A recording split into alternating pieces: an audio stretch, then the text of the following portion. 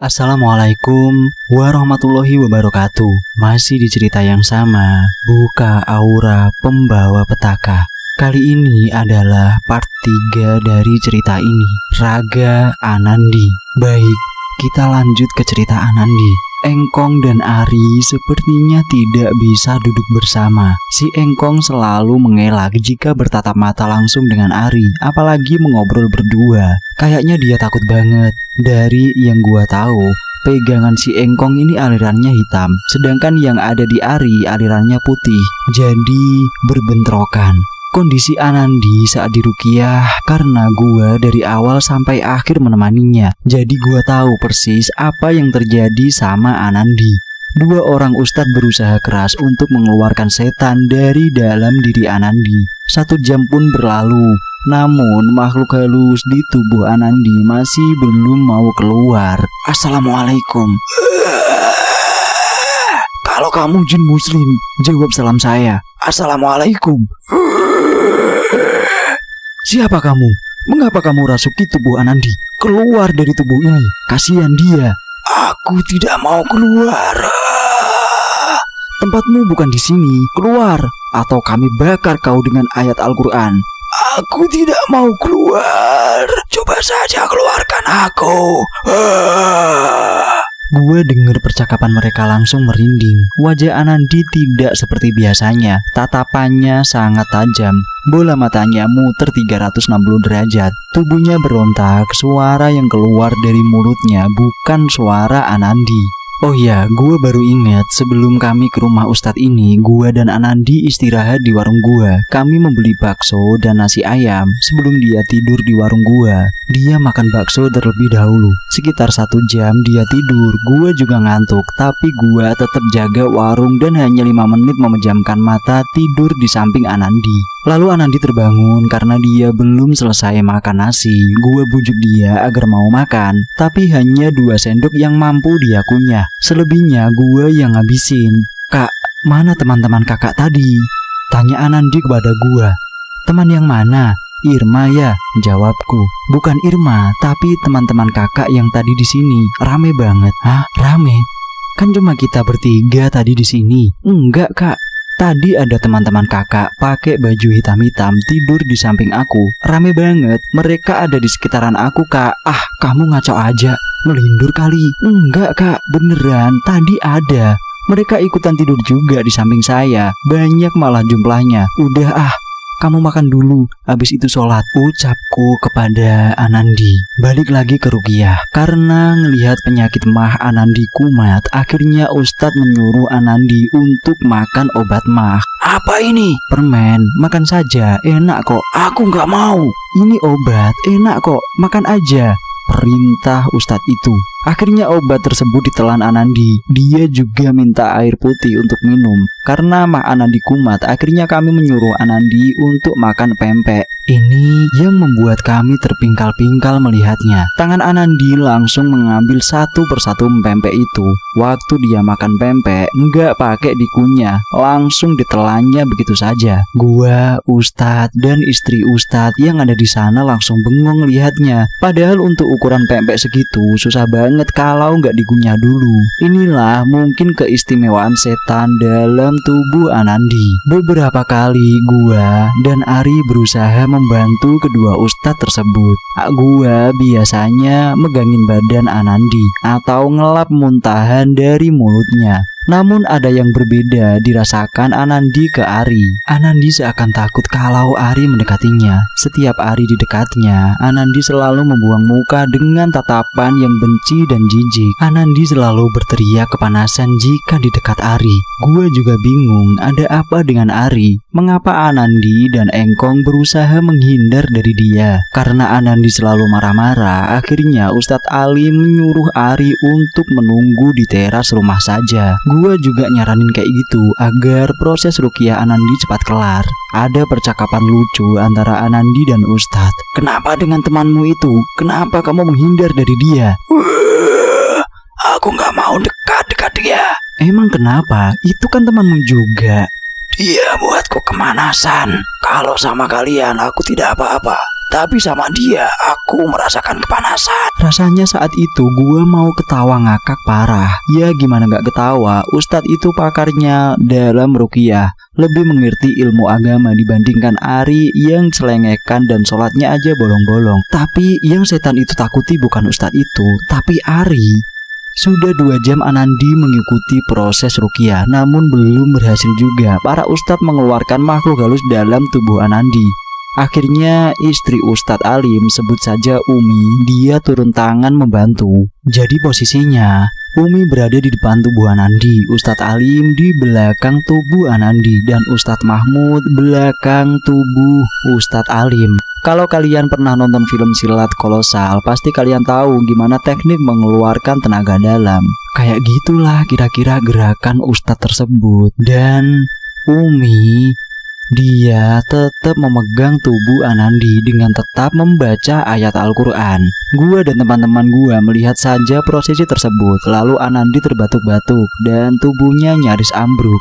Gua langsung ngedeket dan membopong tubuh Anandi ke pinggir rumah. Ternyata roh yang merasuki Anandi ditransfer ke tubuh Umi. Karena mungkin dengan cara seperti itu makhluk halus tersebut bisa keluar. Ustadz Alim segera mengeluarkan roh tersebut dari tubuh Umi. Setelah membantu Umi, Ustadz Alim juga mengeluarkan aura jahat yang juga menempel di tubuh Ustadz Mahmud. Di sini gua bisa ngelihat yang lebih kuat ini adalah Ustadz Alim. Oh iya, saat itu Ari dan Wawan sedang keluar beli rokok. Waktu mereka sampai di depan rumah, tepat sekali prosesi ruqyahnya sudah selesai. Ari yang punya mata batin langsung melihat dari luar rumah. Ada bayangan putih yang terbang dari pintu depan keluar rumah. Ya, mungkin saja itu roh yang merasuki tubuh Anandi. Gua mendengarnya aja udah senang karena Anandi akan sembuh dan hidup normal seperti sedia kala. Setelah selesai istirahat dan mengobrol dengan para ustadz, akhirnya gua, Anandi dan teman-teman berpamitan karena waktu itu sudah menunjukkan jam 11 malam dan perut kami juga lapar. Kami akhirnya memilih singgah ke rumah makan di Kambang Iwa. Di sana terjadi obrolan yang kocak juga, di mana Engkong disekak mat sama Ari. Untung aja udah kelar ruqyah Anandi. Alhamdulillah, semoga ini yang terakhir. Iya, salam juga ya Engkong buat jagoannya. Engkong hanya tersenyum malu. Iya, jagoannya mau nyalamin aku tadi. Hebat ya, jagoannya tinggi besar. Si Engkong masih tetap diam saja. Gua yang ngerti maksud obrolan Ari langsung senyum-senyum aja. Lalu gua lirik Ari agar enggak lagi ngebahas masalah itu. Ari cuman senyum-senyum aja kepada gua. Singkat cerita, beberapa hari kemudian si Engkong bertanya kepada Anandi, "Kamu udah enakan sekarang?" "Alhamdulillah kak, agak baikan, mungkin butuh pemulihan tubuh aja," jawab Anandi. "Kamu masih ketemu sama Ari? Emang kenapa kak?" "Saranku nggak usah dekat-dekat lagi dengan dia, nggak baik." "Emangnya kenapa?" "Ya nggak apa-apa, saran aja buat kamu." Anandi langsung cerita ke gua tentang larangan Engkong. Gua masih memaklumi karena Engkong merasa mati gaya di depan Ari. Tapi kan itu urusan mereka, ngapain juga bawa-bawa Anandi. Gua juga dapat cerita dari Ari kalau ternyata yang merasuki tubuh Anandi adalah wanita cantik berjubah seperti Jini Ojini. Cantiknya kayak Diana Pongki. Dan Ari meyakinkan gua banget. Kok dia tahu sih? Iya iyalah dia tahu. Jin itu ternyata nggak kabur atau terbakar, tapi ngikutin si Ari. Kalau dia ngikutin si Ari, gua nggak khawatir karena Ari sudah tahu apa yang harus dia lakukan untuk mengusir makhluk itu. Jadi begini ceritanya, sampai dia tahu si Jin itu yang ada di dekatnya. Waktu Ari di dapur rumahnya, dia langsung shock melihat sosok Jin itu di depan mukanya. Dia cantik, putih, dan pakai gaun ala Aladin. Lalu datang Mbah yang menyerupakan penjaga Ari. Mbah tersebut langsung menyeret-nyeret Jin itu. Karena Ari ketakutan, akhirnya Ari menutup matanya dan seketika kedua makhluk astral tersebut menghilang. Untuk sekedar diketahui, Ari bukan seperti Engkong yang sengaja mencari ilmu biar ada pegangan atau penjaga. Dia bahkan menolak akan hal itu. Tapi itu juga emang dari keturunannya, dari nenek moyangnya zaman dulu. Jadi nggak bisa ditolak. Gua nggak berhak juga membeberkan siapa Ari dan silsilah keluarga Ari sebenarnya. Karena gua takut mengungkap yang harusnya jadi rahasia keluarganya. Cerita Anandi ini sangat kompleks, nggak hanya kisah mistisnya aja, tapi gua juga banyak tahu tentang Ari dan kelebihannya. Gua memang banyak dapat cerita tentang dia, tapi kali ini gua ngelihat langsung gimana sosok Ari yang sebenarnya. Nah, pada saat ruqyah udah kelar, kami ngobrol santai di ruang tamunya. Ustadz Mahmud ini sepertinya penasaran dengan sosok Ari, apalagi jin yang merasuki tubuh Anandi terang-terangan bilang kalau dia nggak takut sama kedua ustadz tersebut, tapi merasa ngeri dengan keberadaan Ari. Jadi Ustadz Mahmud ini beberapa kali nanya ke Ari bagaimana dia bisa punya kelebihan seperti itu. Ya namanya juga Ari, ngomongnya asal aja.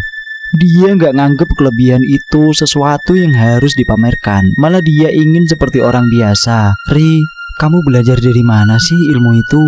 Ilmu apa Ustadz? Ya, coba jin dalam tubuh Anandi bisa takut gitu sama kamu. Ya mana aku tahu Ustadz. Aku aja udah 2 kali pindah kuliah. Jangankan ilmu gituan, ilmu kuliah aja nggak kelar-kelar sampai kena DO. Apalagi mau belajar ilmu gituan. Kamu dapatnya dari mana? Ada 3 kategori orang yang mempunyai ilmu tersebut. Aku nggak tahu Ustadz. Ya aku merasa biasa aja itu. Ya 3 orang tersebut yaitu orang yang memang ngisi atau bawaannya dari keluarga, atau karena dulu dia punya teman jin di masa kecil. Temannya itulah yang membuka mata batin kamu. Jadi kamu yang mana? Ustadz Mahmud masih mendesak dengan pertanyaan-pertanyaannya. Aku nggak ada ketiganya Ustadz. Aku aja nggak tahu. Aku ini ingin juga mendalami, tapi harus ada orang yang bisa membimbing aku. Kamu belajar aja, nanti aku bisa belajar dari kamu, jawab Ustadz Mahmud kepada Ari. Walah Ustadz, kan udah saya bilang, aku nggak belajar ilmu di bangku kuliah aja nggak kelar, boro-boro mau belajar ilmu gituan, jawab Ari. Gua yang berada di depan mereka langsung senyum-senyum aja. Gua tahu betul si Ari pasti gedek ditanyain kayak gitu, apalagi disuruh mendalami ilmu kebatinan. Mana mau dia. Setelah pulang gua ledek si Ari. Cie, yang mau dapat murid baru. Apaan sih kamu? Tuh si Ustadz mau belajar sama kamu Ri. Ogah banget dah. Ngapain ngurusin dia? Ngurusin kuliah aku aja belum kelar-kelar. Cie yang diandelin. Ledek gua kepada Ari. Singkat cerita 1 minggu pun berlalu, namun kondisi Anandi ternyata hanya membaik di awal ruqyah saja. Dia juga mendapat kabar dari Engkong bahwa Ustadz Ali menghubungi dia dan membicarakan perihal kasus kerasukan Anandi. Ternyata Ustadz Ali menyuruh Anandi menanyakan perihal ritual buka aura yang pernah dia jalani dulu. Dari yang gua tangkap sih sepertinya masih ada yang menempel di tubuh Anandi. Ustadz itu juga sepertinya tidak bisa lagi membantu Anandi sampai tuntas. Lalu gua obrolin ini sama Ari. Gua ngerasa Ustadz tersebut sudah menyerah. Ternyata Ari mau membantu Anandi dengan kelebihan yang dia miliki. Walau Ari selengean dan kayak gaya anak pang, namun ilmu agamanya bisa diancungin jempol juga. Dia bahkan hafal ayat-ayat Al-Quran yang mungkin kita sebagai orang awam ngelihatnya sebagai hal yang mustahil. Ternyata bantuan dari Ari membuka fakta yang sebenarnya tentang Anandi dan apa yang merasuk di tubuh Anandi. Bersambung. Simak terus bagaimana kelanjutannya kisah misteri Anandi ini hanya di channel Kisah Seram. Buat kalian yang baru bergabung di channel ini, saya ingatkan untuk subscribe dan nyalakan tombol notifikasinya agar kalian dapat mendengarkan cerita-cerita terbaru dari channel ini. Kalian juga bisa mengecek playlist kami. Di sana kami sudah menyiapkan beberapa cerita untuk disajikan kepada kalian para pendengar. Dan sekian dari saya, sampai jumpa di episode selanjutnya. Assalamualaikum warahmatullahi wabarakatuh. Salam misteri.